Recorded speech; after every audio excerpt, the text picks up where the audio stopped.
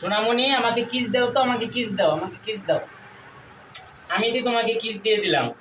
Hello everyone, আসসালামু আলাইকুম। আমি সৌদি আরব থেকে আমার ভালোবাসার জিনিস নিয়ে চলে আসলাম। এই যে দেখতে পাচ্ছেন আমার ভালোবাসার জিনিস, দেখেন কত সুন্দর এবং কি কত কিউট হয়েছে। দেখেন আমি আসলে জানি না যে কবুতরের বেবির থেকে বেবি হয়ে এত বড় হয়ে গেছে। দেখেন আসলে কি মানে আজকে আমি সত্যি কথায় মানে খুবই এক্সাইটেড। আর ভালোবাসার জিনিস দেখেন, ও আমাকে দেখতেছে। দেখেন দেখেন দেখেন কি সুন্দর, কি কিউট। মাশাআল্লাহ মাশাআল্লাহ, সত্যি আমি আজকে মানে এত পরিমাণ খুশি হয়েছি আর এত পরিমাণ হ্যাপি যা আসলে আপনাদের আমি বলেই বোঝাতে পারবো না। এখানে হচ্ছে আমার দুইটা, আরও মনে হয় উপরেও মনে হয় আমার মনে হয় সবগুলো থেকে বেবি হয়ে গেছে। এটা কিন্তু হচ্ছে আমার রুমের বারান্দা। এখানে আমি আগে কবুতর পালতাম, কিন্তু কবুতর পালা এখান থেকে বাদ দিয়ে দিছি। কারণ হচ্ছে যে নিচে এখানে বসার পর এই যেটার মধ্যে যখন বসে দেখা গেছে যে ওই যে নিচের লুক অনেক ধরনের অনেক মানে করে আর কি, যে এখানে কেন কবুতর পালে হ্যান ত্যান। মানে সৌদির একটু পরিষ্কার থাকে, তারপর আবার বলো দিয়া মানে পরিষ্কার পরিচ্ছন্ন না থাকলে সমস্যা।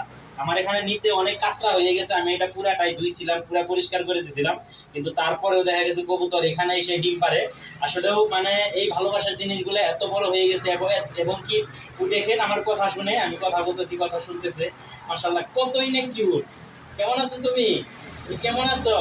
মাশাআল্লাহ মাশাআল্লাহ, তুমি তো অনেক বড় হয়ে গেছো আমার লক্ষ্মী সোনা। দেখছেন কি সুন্দর করে কথা শুনে, দুইটাই কিন্তু কথা শুনতেছে।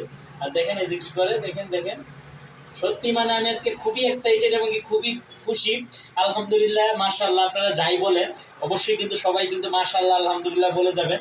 কারণ হচ্ছে আমার ভালোবাসার জিনিস থেকে দুইটা ফুটফুটে বেবি হয়েছে।